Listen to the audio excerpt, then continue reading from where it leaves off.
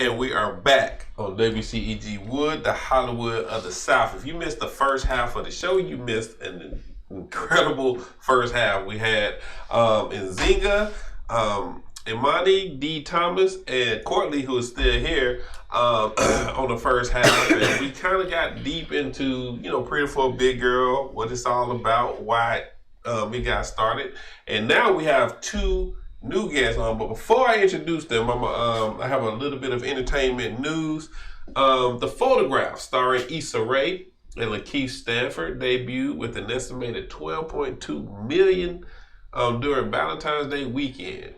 It tells the story of a woman who must learn from the secrets in her mother's past if she is to move forward and allow herself to love or be loved. I haven't seen it, but I heard it's a great show. I definitely want to go see it. Bad Boys for Life just passed 100 million at the box office for a total of 120 million in 2 weeks, according to ComScore. It was the top grossing movie of all time for the month of January. So, if you haven't seen Bad Boys, you sleeping, because I think I've seen it twice. Oh, wow. And I saw it. I didn't see it twice. I saw it. It's an incredible movie. And if you don't think that you can see a part 3 and it don't be good, you are sadly mistaken, because they came all the way with this, and it's a great project. Will Smith and Will Smith and Martin Lawrence. And Martin Lawrence killing it in this project, man. I laughed almost all the way through the movie. So if you missed it, make sure you go see it. Support our people. Bad Boys for Life in the building. So I got a little quiz for my people here. Just a little Black History Month thing. Since we talking.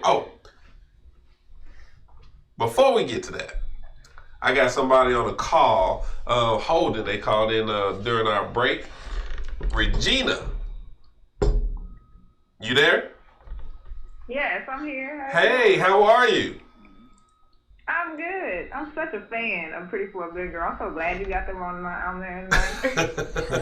How you doing, man?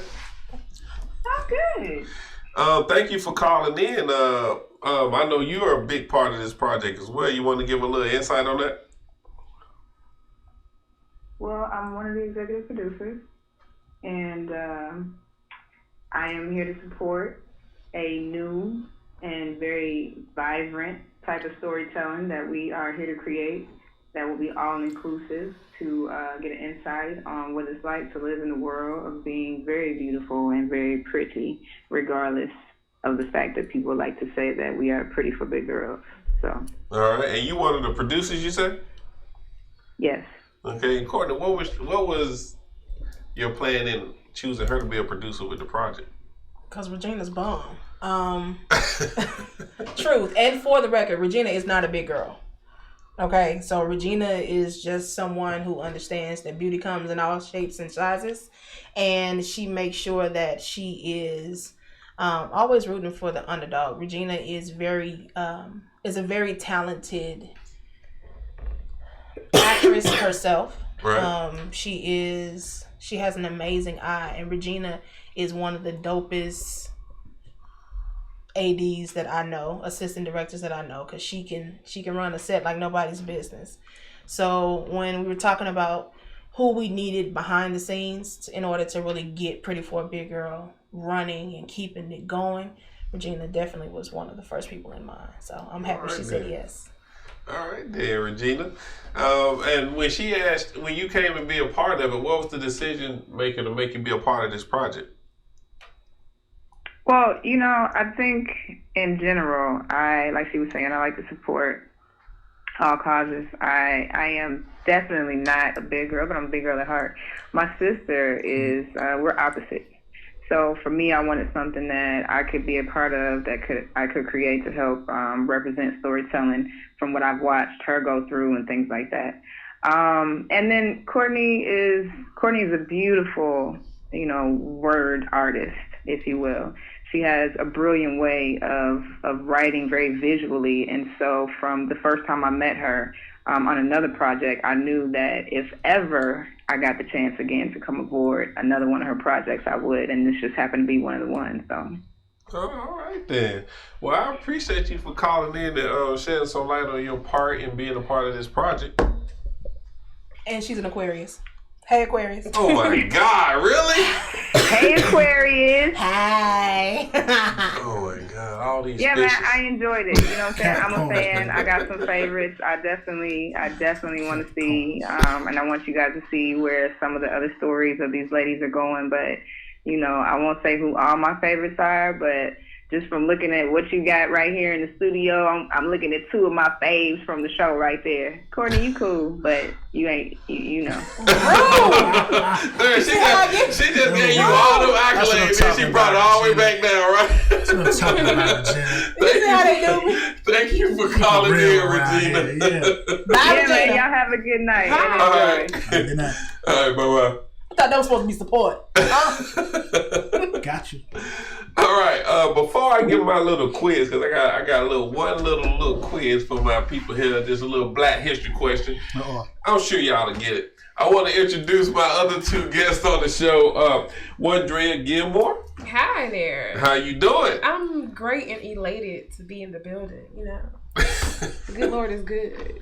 All the time. All the time. All the time. God is good. How are you? And we got Johnny Rodney. What's going on, man? What's good, man? How are you? I'm good. Thanks for coming. Wondrea, give us a little bit about yourself. Where you from? How you got to Atlanta? If you're not from here, all the way up to now. So I'm from Birmingham, Alabama. Country girl. Who's that? Why gotta be country? Watch yourself. Birmingham is country. Watch yourself. Well, that's a city, so well, yeah. But you know, people like to coincide Birmingham with country. But yeah, so I'm from Birmingham, Alabama. I've been in Atlanta, Georgia, maybe about this year's coming up on 6 years. Okay. I moved here for a voiceover opportunity, and that was in 2013, I think. Came, 14, fell in love, and never went back. So yeah, I never went back. Everybody does that. They come to Atlanta and stay. So yeah, I've been here since then. Okay, all right. Johnny? Dude, my story's pretty similar. I'm from Auburn, Alabama. I got roots in Birmingham too. I spent a little time up in Birmingham too. My father's from there, so I came out here about 5 years ago, man, just to do this acting thing when everything popped off down here. Right. I was too close. You know, it was always something that I wanted to do. I got like a sports and military background, but this was always a dream. So when everything popped off, man, I packed up the truck, hit 85, and been here ever since. Oh, man. So that's what I'm talking about. People love Atlanta, man. I've been here all my life, born and raised. So, you know. Yeah. Nice to meet you. True ATLA. All day. Not a Grady baby, though. Not a Grady baby. Ain't nothing wrong with Grady. Grady will save your life. Okay? Yeah, now Grady is the top hospital in the world for trauma. Trauma, yeah. If I'm bleeding, about to die, you take me to Grady. Yeah. Once you get me stable now, you take me somewhere else, but I want to go to Grady first. So I got a little quiz before we get going. You know, I got a little Black history quiz. I got one for y'all. Who was the first Black actor to win an Oscar? Sidney Poitier. Boom! See? Easy. Did I win $1 million? She said it quick, too. Did I win $1 million? You have won $1 million Monopoly dollars. Monopoly dollars. There we go. Right. So I won $1 million. But yeah, Sidney Poitier is the first Black actor to win an Oscar. He became an actor after World War II and was talented enough to perform on Broadway and eventually made his way to Hollywood, debuting in No Way Out. Afterwards, he began getting many offers for prominent roles. And it says in 1958, he was nominated and for the first time, and then a few years later, he actually got the award. So, congratulations to Sidney Poitier. He is a legend. Yes, he is. Absolutely. A legend in this business. So, And it was just one question? It's just one. I just wanted to do one. I wasn't going to give you I got nervous. You directed and writing and executive producing. You got to know your history. You know she wants to win $1 million too. And she does. Listen. I just feel accomplished that, you know, the people on my team knew exactly who you were talking about. We're going to Family Feud. They both make us all look good. Family Feud. I'm talking about. Don't be the weak link. Don't be the weak link. I just want to go on there. I'm being the audience like. Wondrea, women's first. Yes. There you go. So, what got you into acting? Honestly, you know how so church is not what it is now, what it used to be. But as a kid, like every holiday, Easter, Christmas, my grandmother was over the youth department in church, and she used to always put me and my cousins. We used to always be in these plays. Like every Easter, I was Mary Magdalene, Amen. and Amen. Literally, they put Mary Magdalene. But every Christmas, I was always like an angel or whatever. But should I be a comedian? No, we want you to stay exactly where you Oh, are. okay. No, but seriously though, I think it started scholarship. just acting in church, and then also I was blessed to work at a children's theater when I was in Alabama, and it opened a lot of doors and opportunities for myself. So that kind of allowed me to get into the acting career and allowed me to be passionate about it and want to do it. Okay, so what you did theater? Yeah. First, okay. So is your passion theater or film? It's now film. It used to be theater. Film? Okay. And what about theater did you like more than film? Oh, I feel like theater, you can really be yourself. It's not like, it's a lot harder than film. It is definitely a lot harder, but right. I used to love theater too. Dang, that's a deep question. That is. That really is. I love you, Wendy. I'm saying something real though. No, but I get it. I love theater. We had that conversation in the first half of the show about theater, and she said that all actors basically should take some theater before they become. I agree. Before they get into film, because once you hit that stage in theater, Yeah. it's all gold. Yeah. No It's cuts, raw. no start over. Like, and I made the reference that, you can go see the same play 3 days in a row. It's gonna be different every single time. Every show. Johnny, what's going on, man? Hey man, I'm blessed to be in the presence of all this talent right here, man. What got you into acting? You know what, man? Cause you say you moved here to act. Yeah. So you already knew it was hot over here in Atlanta. I already knew, man. I think for me, I played Martin Luther King in 4th grade. Yes. I got a standing ovation both days. Come through with this standing ovation. I'm encouraging you, Johnny. I'm encouraging you, Johnny Green. Johnny, she's just a writer. That's it. That I am, Wardell. Keep that in mind when it comes time for you to come back on set. I'm just a writer, but you an actor on my set. Remember that. I got You'll that. be walking around in a spaghetti strap for that moment. Yeah, man. I want to ask you about. Well, never mind. Focus. You stay focused on the question. Man was in his drawers. Doing the thing. But that's all right. I was Martin Luther King and got a standing ovation. But it was always something I wanted to do, man. Always. So. Okay. When everything popped off down. Have you ever done theater or? I haven't really done theater. I've done a lot of theater workshops. I've done a lot of theater work. I've got some stuff coming up actually. Okay. So I'm a little nervous about it, but I'm feeling good. I'm feeling good because I ain't got to tell y'all everything as soon as I do. We're family, honey. We need to know. I was gonna tell y'all absolutely, but yeah, man, it's the dream. Man. I love it. I love every second of it. So since we on you right now, what was it about Pretty for a Big Girl that made you say, yeah, I want to do that? Man, the story was so dope. The characters, it was authentic. It wasn't just like, something we've seen before. It was the body was pretty serious. It was something I can get behind, and I mean I couldn't turn it down. What's your role in it? I'm a lover, I'm a lover. I think we all are. No, I play Justice, man. I'm the love interest to Miss Savannah here, and what? Wait, so let me get this straight. Your love interest is Courtney? Yeah, absolutely. Oh, why you say it like that? Your love interest is because you didn't tell me this. You didn't tell me this was your love interest right here. I was requested. You was specifically. Yeah. Yeah. Wait, so during the engagement, I see how this whole interview is going. You see how it's going.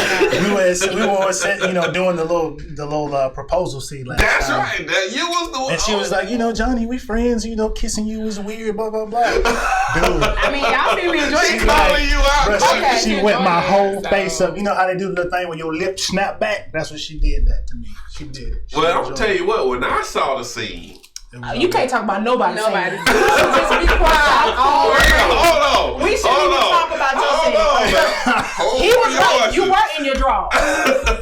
Listen, Had when make I sure you saw had the lotion scene, on. Serenade. when I saw the scene, I saw chemistry. Yeah. They definitely have chemistry. This is Boo. Yeah. On set. They We definitely have we got it like that. This is Hey, it was a dope But scene. I will say that it is not as easy as people think it is to have like sexy time. That's what I call it. Sexy time or intimate like that.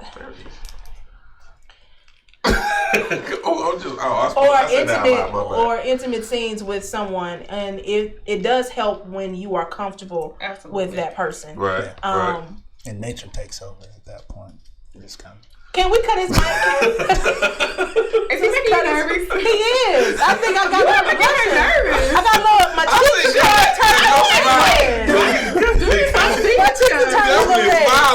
I'm gonna get all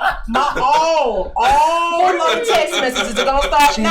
She enjoyed it. Okay, It was Wondrea. Yes. While they in their moment, Because they just might as well just go out. while they're in their moment, Rude. what was it about the project that drew you in?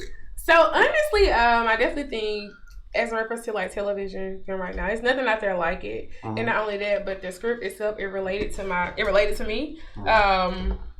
Even my character, like I just feel like I'm Mercy, like we're friends, like we are like I'm her, like, and not only that, but the cast and then also the crew, and I just kind of just meshed together. But the project itself, it's nothing out there like it. The writing was not pretty good. The writing was damn near. Mine was alright. No, the writing was damn. I'm saying? using pretty kind of loosely, but no, Don't get them fine. Don't get them fine. The writing was Use some pre-K darn words. good. Mm-hmm. So that's what really drew me to the project. The writing was good, and then also like the cast, the crew. From the first time we met everybody, I think we were at like a restaurant.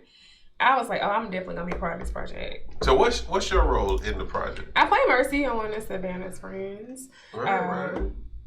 Mercy is Mercy. She's a outgoing, spontaneous, personality-driven individual. Okay, and y'all are best friends in the project. No, we're friends. We're friends. Just friends. Her and Nzinga's character, Kansas, they're best friends. Gotcha. Yeah. Okay, and so in doing this project, can you relate to any of the stuff that went on in the project? Like, because we had this discussion just a little bit ago with Courtney and Nzinga, where, being a big girl is, there's some backlash to it, some offenses to it. Have you experienced any of that? Of course. Like, can you give us an example of it? So, what about this project can you relate to your personal life? To my personal life, I definitely would say it was one scene where we were in a club and these two guys, they were talking. It was me and Kansas. These two guys, they were talking, and one of them kind of was like, they cute, but they kind of big, but and one of the friends, he was kind of like, they are cute, but so it don't matter, And sometimes a lot of guys, they will like you, but they're so intimidated, so scared of what the world thinks about perception and how you look that they won't take a chance on you. So it's like, you gonna really miss out on a good woman just because you caught up on a number and weight. Right. So I definitely feel like that resonated with myself because I've had plenty guys. You'd be surprised if you just go through my DMs, like people of stature try to talk, but it's like, okay, would you really pursue me for real? So. Okay. All right, so you can relate to this project a lot. Most definitely. Okay. Hey, Johnny. So, have you ever dated a big girl? Dude, I have, man. I have dated a big girl. I know. I know. So aggressive. So how do you feel being a part of Listen, first of all, I'm my own person, man. So Right. I don't really care what other people think and things like I that. agree. I understand we got to change the narrative. We got to change a lot of we do. narratives in America. And this is one of them. And I think that this show is going to help do that, which is one of the reasons that it's appealing to me. But when I dated a big girl, it was just like any other relationship. She was doing her thing. I was doing mine. We did, the relationship stuff. And it was a good relationship. You know what I've learned in my experience that big girls are the most confident to me. Really? And to me. Okay. And the reason why I say that, because most women of average size and stuff, man, they come with a lot. And when I say a lot, then I'll probably get called about this. But you really are. People are already keying up their DMs right now. I can come with a lot sometimes, you know what I mean? And when I say that, like, I've dated a big girl before, and it's like, they just cool. Like, you know what I'm saying? Like, it's just, they just down to earth and cool. But when you dating somebody else, like an average girl or something, it's all this other stuff that comes with that. Other stuff like what? So is it that? Go ahead, Courtney. I want to know what the other stuff is. Is it stuff that they're really is. like that, or is it that it's in your mind that you think they're like that? No. I've dated all kinds of women. I have discrimination. Right. Clearly. There you go. And I love them all. But I love the confidence that a big girl has, and I just love it. I think that we have to, again, with the narrative, we can look at a beautiful, big, a beautiful, confident big girl and equate her the same way. Exactly. That we equate a beautiful, I agree. smaller girl or whatever, or fit girl or whatever. So, because like when I said in the earlier part of the show, I said, I asked a question, Wondrea, because you weren't here in the first half, is that when people talk about big girls, they think about unhealthy. Absolutely. They think about, jogging pants. Yeah, the clothes you wear, and if that works with that or whatnot. How do you feel about that? That's a bold-faced lie. Because Courtney said she gonna die today. Hey, but honestly though, real that's talk, what I'm talking about. I'm pretty healthy myself. Honestly speaking, I got a little bit more extra love, but I promise. You got a little bit more what? I'm saying I got a little bit more weight, extra love, but I promise my BMI is probably the only thing that's off. But my cholesterol is good. My heart rate is always good. My blood pressure is pretty doggone amazing. My blood pressure high. So I'm just saying, we talking about blood pressure. We talking about blood pressure, and that's funny because I work out. My blood pressure high. Mine been high. I've been doing that for a minute. So I just think that it's a misconception. I think that a lot of times people try to find reasons why they shouldn't like someone. Right. Especially if they're not comfortable with who they are. So they kind of like create this list of, this is the reason why this person is this way, or this is the reason why I wouldn't date. For instance, if he sees this, him gonna be mad. But So the issue that I had with the guy that I was dating was that his family did not think that I was the person to represent him in what he did. Okay. So they disliked the fact that I was a big girl. Right? The family did. The family disliked the fact that I was a big girl. And I don't think that he was comfortable enough in who he was for him to just say, this is just who I want to be with. That's it. So it caused issues because I shouldn't have to check your people. Absolutely. You know what I mean? The same way you should be able to address that. But it just, for me, it felt like you really weren't as secure in who you were or how you appeared to be. So it caused more issues. And it's the same thing with relationships with friends and coworkers. You'll have somebody where, quote unquote, if we're just talking about big girls, that big girl may be the coolest person that you know, right? There's no stress when you guys hang out. And in your mind, it's because she's a big girl, not just because she's just a cool person, and she just honestly is a cool person. Right. But, like, oh, this big girl is the coolest person that I know. But you also, if it comes time for you guys to go out, you won't take her out. Or if you do go out, then you introduce her as your homegirl. But the minute your homeboy is like, yo, hook me up, what's up with your friend?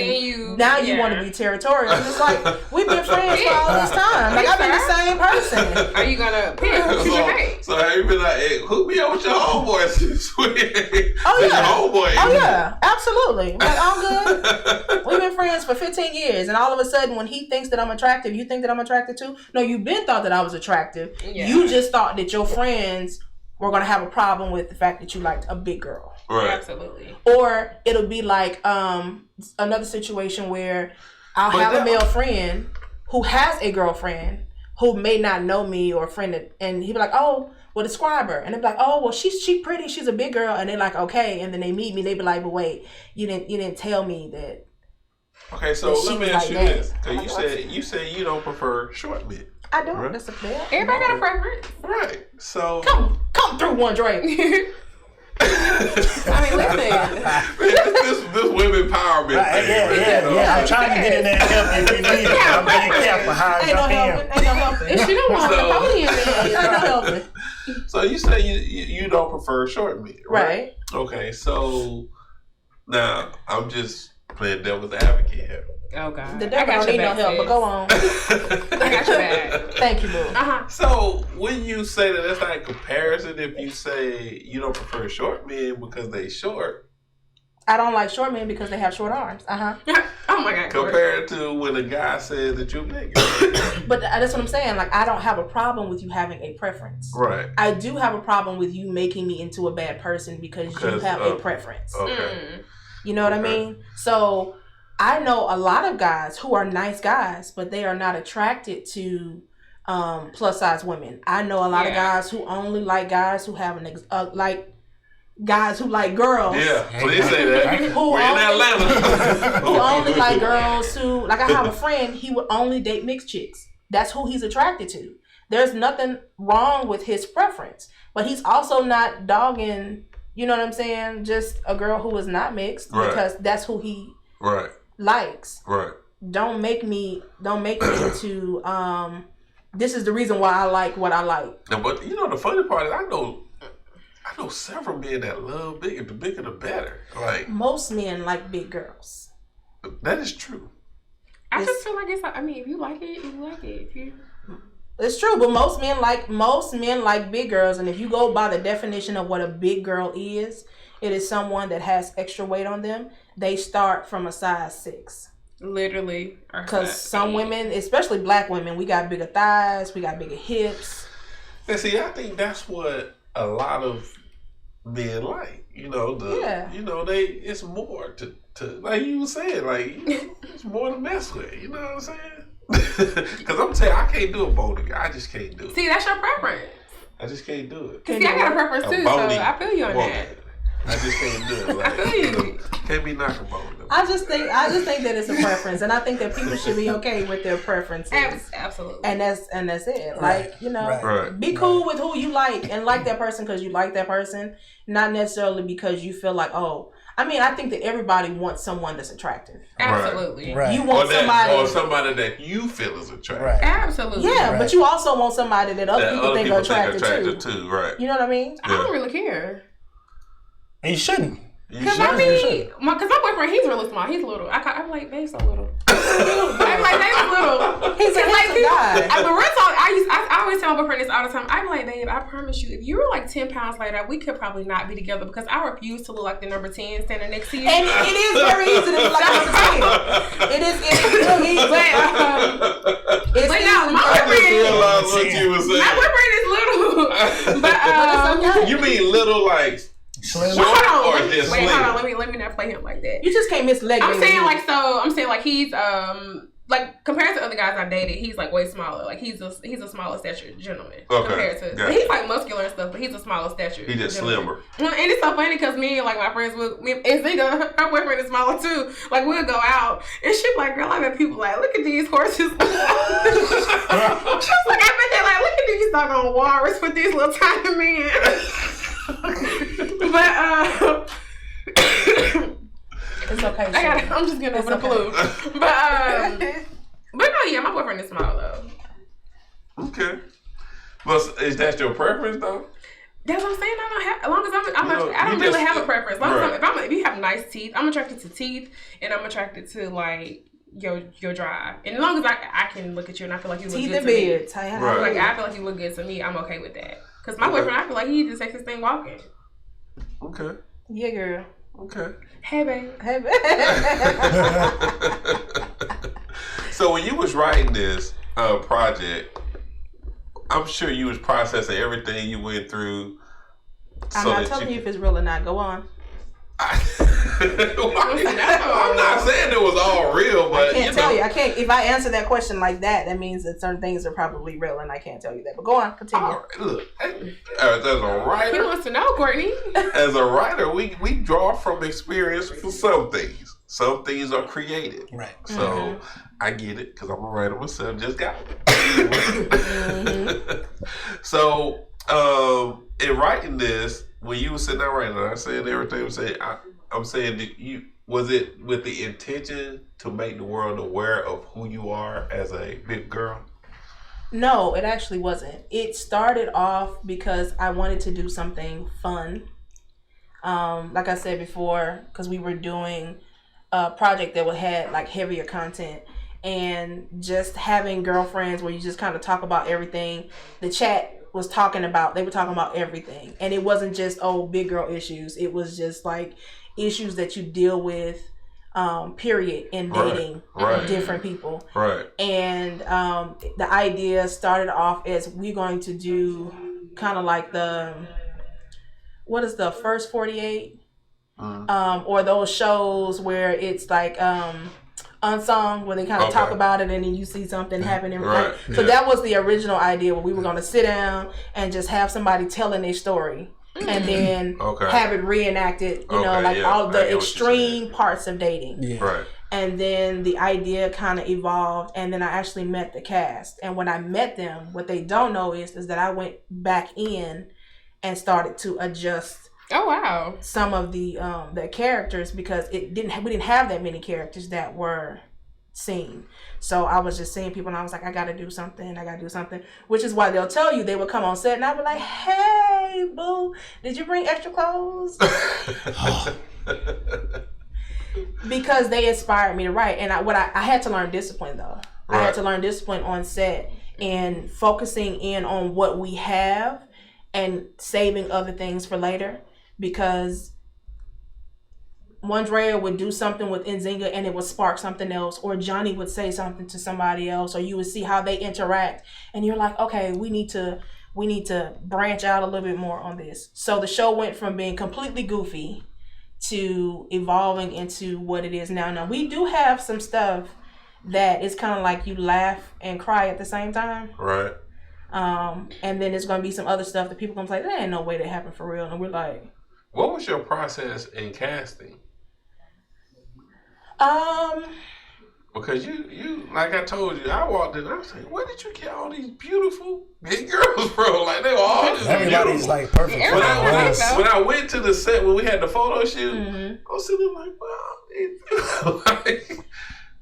wow. One of my goals is always to have the perfect person for the role, not necessarily the perfect looking person for the role. Okay. So I wanted to be able to cast people based on their skill level and not necessarily what they look like.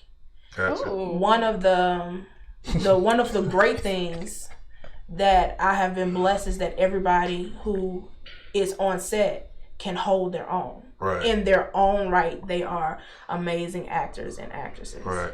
So I specifically reached out to Johnny about another project. You stalked me on Instagram. That's what you did. You see that he kind of got like I like how he just come in with that, man. Send me 18 so messages. After you stalked him on Instagram, what happened? Is that the lie you gonna keep with? She sent 18 messages and she asked me, are you back? Why are you talking like that though, real monotone? Like, because he's trying to make it into something that it's not. Is it not. Johnny followed me on social media. I thought that Johnny was related to somebody that I know because of his last name. I hit Johnny up and I was like, yo, are you an actor? He said yes. I was like, well, if you're interested, I ain't gonna say you wasn't attractive. She was real but serious. I was like, but I was serious. I was like, if you were interested, I was like, please submit your information, right? So We were talking. I told him I wanted the actor's reel. Yep. And I didn't get the actor's reel yet. Let me do all this stuff. He was sending it to me, and I knew someone else that had also worked with him on their project. And I saw his acting. I was like, oh, he's not just attractive. He got chops. Yeah. Okay. I was like, okay, cool. I met Wondrea. That's what I call her, Wondrea.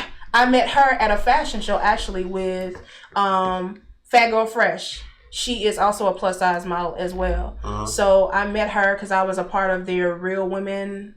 Was it Real Women segment that they had? I remember. And she was one of the people that actually showed me how to walk on the runway. So, and she was so sweet. And I was following her on social media, and I realized, I was like, oh, she was on Fatal Attraction. I was like, okay, cool. So I reached out to her, and she was like, yes, I would love to. And Zinga actually submitted because she saw the post for casting. And when we got to the table, none of them knew the characters that they were going to be. They just know that I had invited them to come. And at the table, Dee and I were sitting and watching them interact with each other. Oh, wow. And it was like, yeah, we got to put these two together. We got these people right here are definitely going to be friends. And that's how, like, it just kind of organically happened on its own. Right. And then they're amazing. So they developed their own characters. And it's crazy because I know several people that are in the project, Jason, Louder, and a few other people, and you got a good little cast of people. Absolutely. Hit it on the head. Yeah. He nailed it. He nailed it. The casting it's crazy. I don't know how you did it. Yeah. Is that a compliment? You nailed it. Because it's quite a few people that you have for this project, and the fact that everybody gets along and doing their thing and stuff, it's hard to come by in a lot of situations. Yeah. It's a blessing, and I know that it's meant to be just because of the caliber of actors that we have. Certain people like Angel, Jeter, Angel and I've known Angel for years. And you know Angel, and I've known Angel for years because we both, in theater together. Yep, she's in theater for sure. Pairing Jason with Angel was deliberate because in this particular show, Jason is not playing his normal character. So I needed somebody who I knew not only could match Jason's intensity, but to make sure that they could hold their own. Because Jason can be very intense. If he coming on set and he mad, he coming on set mad. He's not gonna get into character while he's there. He'll text me, I apologize in advance, Chica, and he comes. And but those are the moments, because we've been, it's been late. Dumb staying to my house, late, filming, getting up early, coming on set. Johnny has come on set and he hasn't been acting, just come to give support. Doing the little, what is the little take? I can't even think of the take thing with the actors take, the slate, doing the slate, holding the slate behind the scenes. We do. Everybody pitches in. I mean, because it's a family atmosphere, man. Everybody's Santa's so fun. Yeah, it's not stressful. I think I miss them more than anything. I miss y'all. Yeah, Santa's fun. When I was on set, man, I wanted to stay because Andrea was like, "You always leave when you." But I have a daughter. Yeah. She's 3. Yeah. That little girl ain't going to bed until I get home. Yeah. After he got dressed, he was trying to book. You know what I mean? What? No. He was trying to book. I just see what she. Man. Oh yeah, I got your bag. This your show, man. I'm a guest. I'm a guest. Wow. On your show. What has been one of your challenges, and this goes to all 3 of y'all since y'all been in the industry, what has been some of your challenges in the business since you started? There's somebody else start. Unless I got a soapbox. Definitely got a soapbox.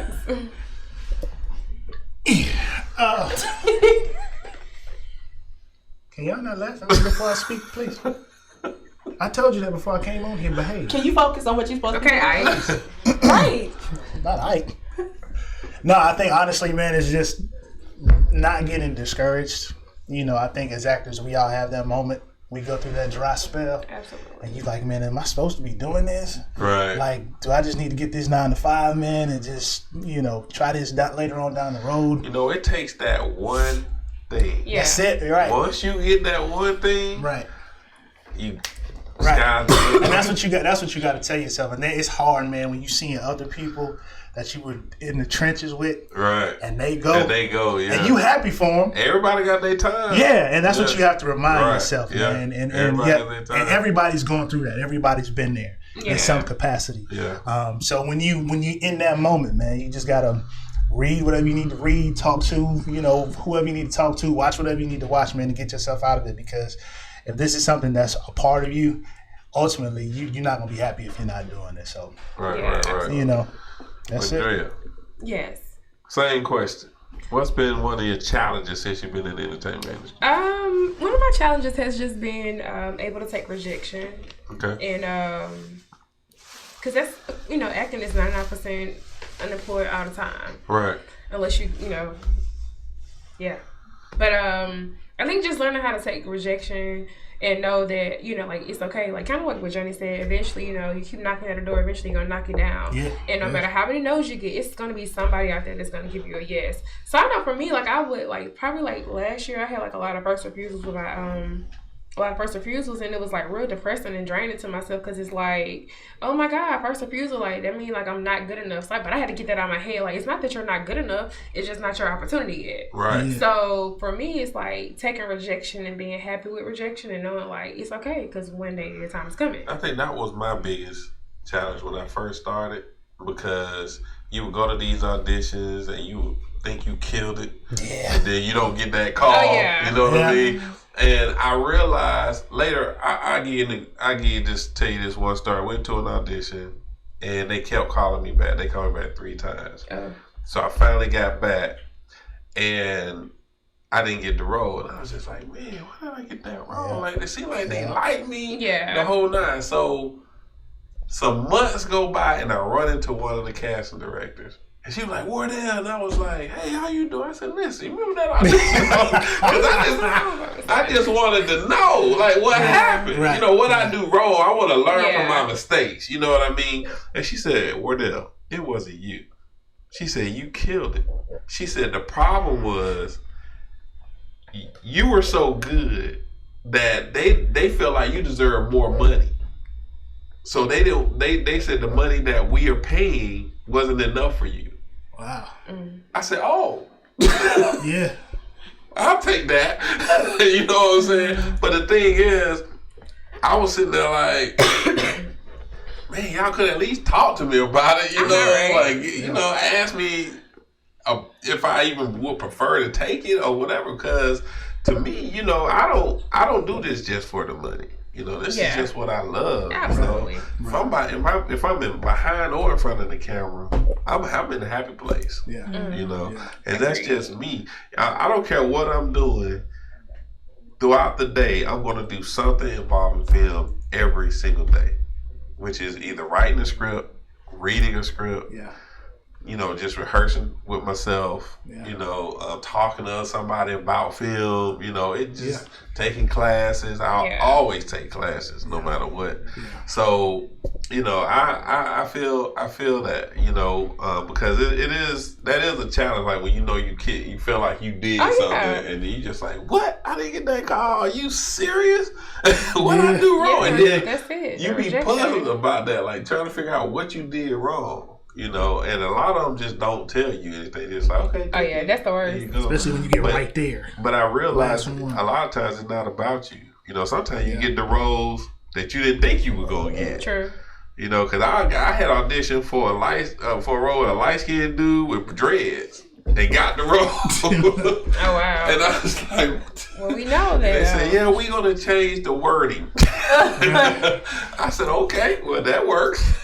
But so you just never know. Sometimes you get the roles you're not supposed to get. Sometimes you don't get the roles you feel like you should get. Mm-hmm. But what's for you is gonna always come though. What's for you is gonna always be for you. Nobody can keep it from you. Absolutely.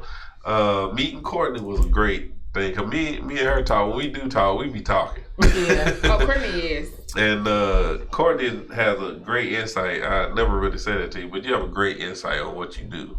And I like talking to you because you're very smart and you're articulate. You know exactly what it is that you want to do, how you want to do it, and a lot of people still trying to figure stuff out. Mm-hmm. So I like that. That was nice. About you. That was nice. So now what? We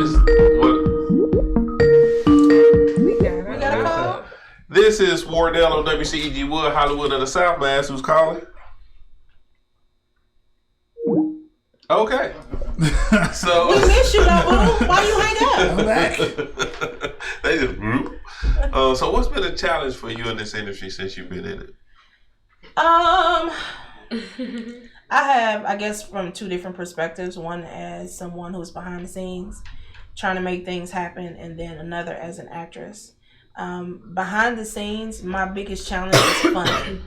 It's always going to be funding, because people are willing to give of their time and their talents, right. But it bothers me to not be able to compensate people the way that they need to be compensated for the talent that they have. I feel you on that. And I know that it's love, and I know that, sometimes it's coming out to set and, making sure that everybody eats. But at the same time, in the back of my mind, I'm always thinking about there's a project that you turned down that was paying in order to do this. And you're supporting and you're investing in yourself as well. So for me, behind the scenes is time management and making sure that at some point I can really show my appreciation for the people who rock with me financially, and not just in words. Right. I mean, because I tell them all the time, so they know that I appreciate them. But tell us all the time. You do. I do. But I want them to know that, I eat, you eat. Right. And we rock together for real. Right. Which is why I love the family atmosphere, because every single person that is rocking with us, like literally, if I get the budget for it, even without the budget, I would create stuff, because they, the people that know that I'll go, sacrifices are being made to make sure that things are done. I think when you become a true actor, you tend to know the things that has some essence to it, and that project has essence to it. Like definitely. It has something, that's way bigger than just this. Like I don't even think of money when I do the project. Like when you call me, I'm just like, okay, what day we gotta do it. I know, but I'm always thinking about the money. Yeah, I'm always thinking about, all right, so if Johnny comes today, what can he do today? How can I get Johnny in and out? Wondrea, if she comes today, how can I make the adjustments? Because, it's been times where Wondrea has had a gig or something, and I'm like, okay, and cool. And she feels so bad about it. Bless her heart. I do. She or really does. if she has a gig, and I'm like, okay, well, what time do you need to be wherever you're going? And I'm adjusting the schedule so that she can get in and get out. Right. Just because as an actress, I get it. You know what I mean? I understand that there is a fine line. And that's between, a good thing, the fact that you know that. Yeah, there's a fine line between you giving of your time and me taking advantage, and I never want to feel like, I don't want anybody to feel like I'm taking advantage of their time. Right. As an actress, it's kind of back and forth in between. It's trying not to fall, I guess, victim to society's yes and no's when it comes to who I'm supposed to be as an actress. Gotcha. I have been fortunate enough where I haven't been rejected because of my size. My first lead as an actress, I didn't even know that I was going for the lead. I thought I was going for extra role, and I was uber excited because a friend of mine called me, and I showed up. I didn't know anything about the project. I got there, did a cold read. I didn't even know that because you never really talk about you being an actress. You always talk about you being a writer. And I didn't know until I saw some of the project. I'm like, wait a minute. She asked me. I'm like, she ain't never tell me that. Because when I fall behind the scenes, it's not about me anymore. It's not about, it's about the people around me and making them shine. How can I, in this moment, make what they're doing better? You know what I mean? If I have to step up, then I will, but I'm not going to be the first person to volunteer, because I don't have to be in the limelight. Right. For us to get things done. I don't feel like it's necessary. But yeah, my first thing, I did a cold read, and they called me back, and I was just like, okay, cool. And they were like, well, we didn't realize that you did a cold read until we looked at the tape and was like, look, she's the real deal. Right. So that was exciting. And I've been blessed where I haven't had somebody tell me that I was too big for the role, or they tried to make me somebody's auntie, or, in theater, yes. Mm-hmm. But I also was at a point in my career where I wanted to create something for myself. Because the stuff I write is not necessarily, except for Pretty for a Big Girl, right? Is not weight specific. Mm-hmm. I don't write stories just to fit me as a plus size person. Right. I write stories that I want to be told. Right. Now, unfortunately, in entertainment now, those stories, if I was to sell the story or somebody else was to produce it, they probably wouldn't put me in the role because they don't think about a plus size person in that role. Right. Because to them, it's not realistic. But see, this TV series can end all of that thought process. Yes. And I just that's why I love it, because it's something that's not out there. It's as a plus size woman, you have sex, you do everything just like everybody else. Yeah. Mama, no. Well, Mama, I don't. I am No, so Ma, no. There. Oh, bad. I'm sorry. Y'all think y'all on set, right? We Right. on set right now. And I say this because I know a woman who was in a acting class. I'm not gonna say the acting class. She was in the acting class, and she told the teacher of the class that she wanted to do a sex scene. She was a plus size woman, and he straight chopped her down in front of the whole class. Told her nobody want to see that on TV. Then nobody wants to see your mama either, but you here. I'm sorry. I'm so sorry. She not sorry. But that's what, and the girl cried. I heard the girl just broke down crying in the class. That's crazy. And I don't know if she ever went back to that class or not. I wouldn't go back. But that's what she was told. And I said that, I was like, wow. I said, you know what? And then I think about TV shows, I think about movies and stuff, and I don't recall seeing that, until I said, okay, when Precious was doing it, Empire I said, was the first one. all right, go ahead, girl. Like I really was like cheering her on. Yeah, but if you think about it, okay, so go down the list of all of the plus size actresses that you know. Okay, Out of all of them, when Monique was plus size. But Monique was funny. Yes. That was the difference. Is Monique was funny, and even in Fat Girls, they had her disliking herself to the point where she was taking diet pills. Yep. And then she went on this binge, and then all of a sudden she woke up one day and stood in the mirror naked and was like, I love me. Right? But that's how we are portrayed. And even when you look at certain people like Queen Latifah, you look at Jill Scott, right? But they are considered to be the exception to the rule. Same thing with Lizzo. They're like, well, that's the exception to the rule. I'm like, no, that's the standard. You just decided to look at it. One thing I liked about Fat Girls, though, is that they had the guy interested in the fat girl, so to speak. You see what I'm saying? Yeah. And I was like, okay, because, they had the thin girl who was, who was supposed to be the one to get all the men. Mm-hmm. Yeah. And when she didn't get looked at by the men, she felt all out of place. She wanted to go back home. I remember when I went on a cruise, a family cruise, and like I told you, most of my family are big girls. I was everybody. We went on this cruise. When I tell you, the men was falling all over my family. Like, they were all over them. They were all over them. It happens more frequently, I guess, if you on somebody's island. I mean, we went to Grenada. I got followed, stalked, free things. You know what I mean? Right. Here, I get my same attention, but I get people trying to change you here more so. What you mean change? Bruh, how much time we got? Like try to tell you to lose weight? Like for instance, decided I wanted to go to the gym. Okay. And I was going to work out with some friends. Okay. And the trainer there was like, she's not my type. She's pretty, but I'll work her out because I like the way her face looks. So he was willing to give me free training lessons because in his mind, he was going to put me where he wanted me to be. Oh, wow. I've had people walk up to me. I had somebody take me out to eat just so that he can tell me if I lost a certain amount of weight, he would date me. And you... Does this make you feel... And we're going to get ready to wrap up this last question. Okay.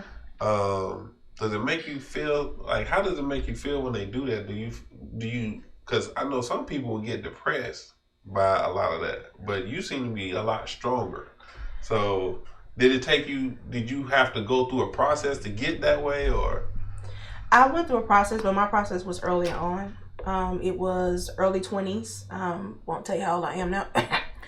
But in my earlier 20s, what I had to realize is that I am my biggest fan, I am my biggest critic, and I am my most faithful travel companion. When I get up in the morning, I see myself. When I go to sleep, I see myself. All right, baby. Are there things about me that I want to improve on? Absolutely. But do I love myself? Absolutely. Mm-hmm. And I can't represent anybody the way that I can represent me. And I just want people to see themselves as they are, love themselves where they are, and make improvements from there. Don't try to throw away the base. Don't try to get rid of the foundation, because it will change who you are as a person. And God was very deliberate when he made you. The same way you got your own set of fingerprints and nobody else, you are the only person. He broke them all when he made you. Understand that, realize that, run with it, and watch the world around you change, because you love yourself enough to make it into a better place. All right, then. On that note, we're going to get ready to end the show. Johnny, tell people how they can contact you on social media. Yeah, on social media, Instagram and Facebook. What is the problem? I'm just trying to tell you. You can find me at Johnny Rodney, JohnnyRodney on Instagram and Facebook. All right. Wondrea. So guys, you can find me on Instagram at Wondrea, Wondrea.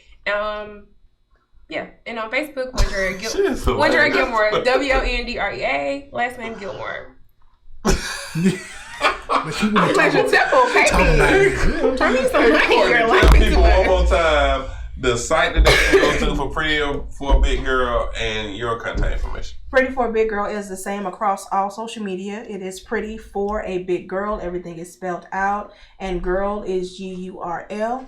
You can also find me at Courtney Arlett. That's CourtneyArlett. And I am the same across all social media. All right. On that note, we're going to get ready to end the show. I thank everyone for tuning in. This was an awesome show. Something that needed to be talked about. Thank you, Courtney, for coming in. Wondrea. Yeah, Johnny, thank you for having me. And Zinga, who was here earlier. And D. Thomas, who's the director of the project. It was great talking to everybody. I'm so honored to be a part of this project. Thank you for having me be a part of the project. Thank you for being willing to be naked. Thank you. Which I didn't know I was going to be naked, by the way. He liked that. I was like, where your oil at, boy? Where your oil? I was like, you $2 On that note, we going to get ready to end the show. If y'all don't know what she's talking about, make sure you check out my Instagram page on Wardell Richardson, official Wardell Richardson, and Wardell Richardson on Facebook. Also, make sure you go and follow WCEG, WcegWood, the Hollywood of the South on Facebook, WCEG_talk_radio on Instagram, and WCEG Network. Until next week, next third. Well, no, we don't have a show next week. I'll be back on March the 5th. So I'll see you guys in 2 weeks. God bless. Have a great one. Peace out, people.